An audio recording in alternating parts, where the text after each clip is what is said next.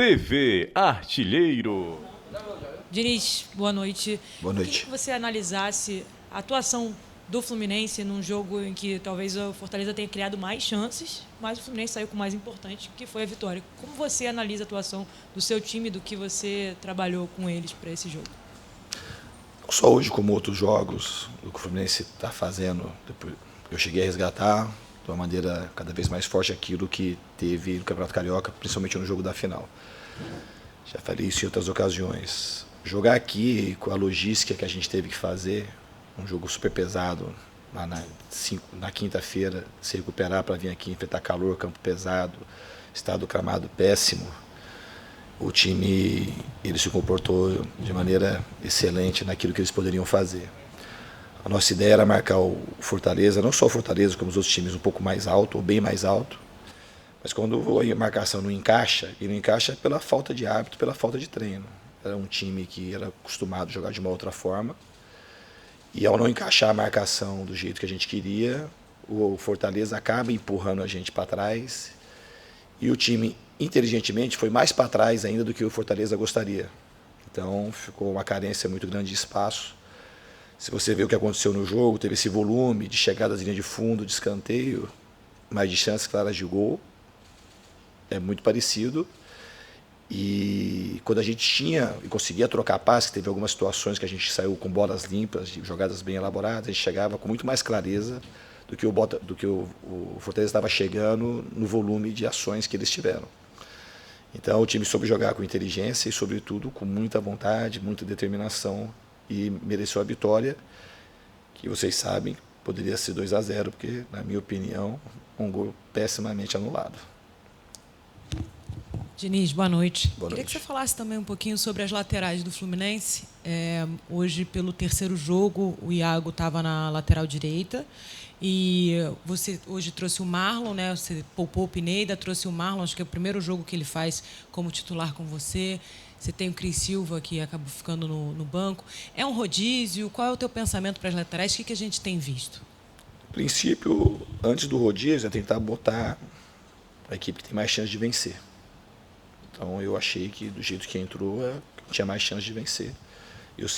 Meu primeiro critério é esse: qual a equipe que vai ter mais chance de vencer o jogo? E eu optei por essa forma de atuar muito pouco tempo e atuar com esses jogadores. Então foi um jeito que eu achei melhor e os jogadores corresponderam. E isso nada impede que daqui a pouco os jogadores laterais voltem a jogar, mas nesse momento foi a melhor formação que eu encontrei. Diniz, boa noite. Boa Você noite. falou de como o Fluminense se comportou bem defensivamente, conseguiu segurar essa pressão do Fortaleza, mas, ao mesmo tempo, a equipe teve um pouco de dificuldade de fazer a transição, manter a bola mais no campo de ataque e chegar com mais perigo, aproveitando os espaços que o Fortaleza acabou cedendo, né, porque veio muito para frente. Na sua opinião, o que justifica essa dificuldade do Fluminense fazer essa transição com mais qualidade, aproveitar melhor esses espaços e aproveitar também para perguntar do Nino se você já soube alguma coisa ali, se está tudo bem com ele? Obrigada. Então, do Nino eu não sei. Eu acho que o Fluminense, eu vou discordar um pouco de você, de saber aproveitar os espaços. Acho que o Fluminense soube aproveitar os espaços, porque fez um gol, fez um outro gol que não estava impedido, numa jogada, uma pena, porque foi uma jogada extraordinária do Caio Paulista com o passe do Hélito. Eu acho que é uma coisa que dois jogadores que merecem ser exaltados, aí, pelo menos depois que eu cheguei, tanto um como o outro. Na tua pergunta, assim, eu vou te responder, talvez, a pergunta, assim, o Fluminense poderia jogar de uma maneira mais plástica, os times que eu diria geralmente equilibram mais a posse, geralmente tem mais posse de bola. A gente sempre vai tentar fazer isso, e a ideia também era fazer isso, só que a gente tem um plano B muito bem elaborado, que era saber se defender bem. E a gente saiu, e quando começou o jogo estava equilibrado, a gente estava conseguindo encaixar a marcação mais alta, e a gente fez o gol. E quando a gente faz o gol, existe uma naturalidade nos times, no Brasil, talvez de maneira especial, de recuar de uma maneira meio instintiva, que eu não gosto de fazer. Então o time ficou, naquele momento, um pouco dividido entre saber se ia pressionar ou se ia se defender. E a gente, quando fica nessa situação, foi onde era mais perigoso e onde o Fortaleza ia causar mais dano para a gente. E aí a gente resolveu baixar e ficou uma situação, embora não pareça, mas ficou uma situação bastante controlada. O Fortaleza não teve muito volume, muita posse no ataque, Mas chances claras, pelo volume que eles tiveram, quando a gente estava marcando linha baixa, foi quase nenhuma chance. A chance que o Fortaleza teve, depois se vocês forem ver, lance de bola parada, e teve talvez a chance mais clara, foi uma saída que a gente se equivocou um pouco, deu um chutão para frente, tinha um espaço muito grande na entrada da área, e o jogador, eu nem vi o lance direito, mas acho que o Fábio fez a defesa e foi um escanteio. Então a equipe soube se portar muito bem para vencer a partida e do jeito que dá. A gente tem que jogar de acordo com aquilo que a gente consegue no momento. Eu acho que com o tempo, com os treinamentos, a gente vai encaixando como foi contra o Atlético Paranaense.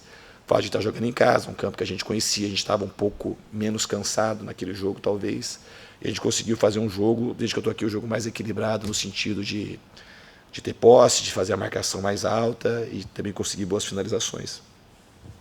Acho que ela tinha perguntado sobre o Nino também, se você tinha alguma informação sobre Eu já falei no começo, ainda, desculpa, a gente não sabe ainda, ele saiu do jogo, é claro que que preocupa, porque o jogador quando precisa sair do jogo com uma queixa muscular, sempre uma coisa preocupante. Diniz, a gente vê que você tem dois jogadores, o Natan e o Ganso, que são dois jogadores que têm muita técnica, você tem usado os dois juntos, isso veio mais com você, porque os treinadores anteriores nessa temporada não faziam isso, o Natan não vinha tendo muitas oportunidades, e agora ele está tendo com você. Hoje você resolveu tirar ele durante o jogo. Por que você fez essa mudança? O que você pensava na hora de tirar o Natan?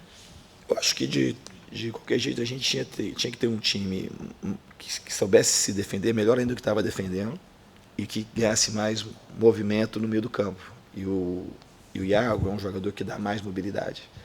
O Samuel é um jogador que conhece aqui a casa, conhece o campo, é um jogador da posição.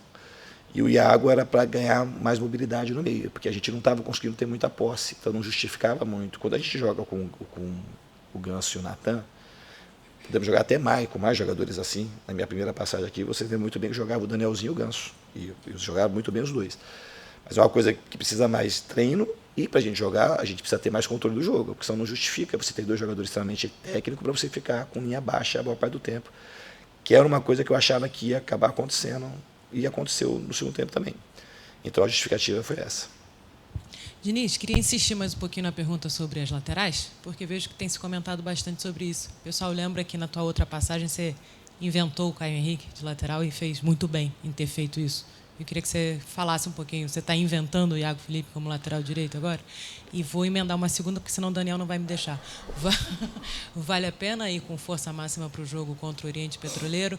Ou é pensar no clássico, é pensar no que ainda tem pela frente, no desgaste dos jogadores, já que é tão difícil a sua classificação? A gente vai pensar no próximo jogo. A gente vai conversar com os jogadores, o Fluminense tem chance de classificar. Então a gente vai ver qual a estratégia que vai usar.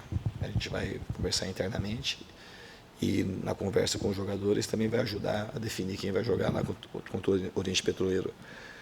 Em princípio, o Iago não tem muito a ver com aquilo que aconteceu com o Caio Henrique. O Caio Henrique foi um jogador que, na verdade, o Caio, eu vi ele jogando pelo Paraná Clube de falso 9 de 10. E foi uma contratação quase que totalmente minha, porque eu que liguei para o Caio. Os jogos que eu assisti dele, porque eu estava no Atlético Paranaense e vi alguns jogos do Paraná Clube, 2018. E o Caio era um jogador que, na minha cabeça, era muito bom, mas estava jogando fora de posição, claramente. Ele jogava de falso 9 e de camisa 10. E eu trouxe ele para jogar um pouco mais atrás. E sobrou a oportunidade de colocar ele na lateral, mas ele tinha características muito claras também de lateral. Tinha muita velocidade, era um jogador que conseguia fazer mais retorno e voltar.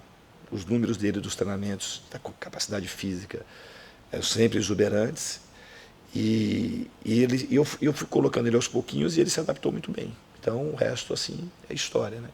O Iago, em princípio, eu estou colocando só porque nesse momento pode ser que aconteça, pode, mas não é a ideia que o Iago fique lá para sempre, mas pode acontecer. Depende de como o time se comportar e como o Iago se comportar. É isso, professor. Obrigado. Valeu, obrigado.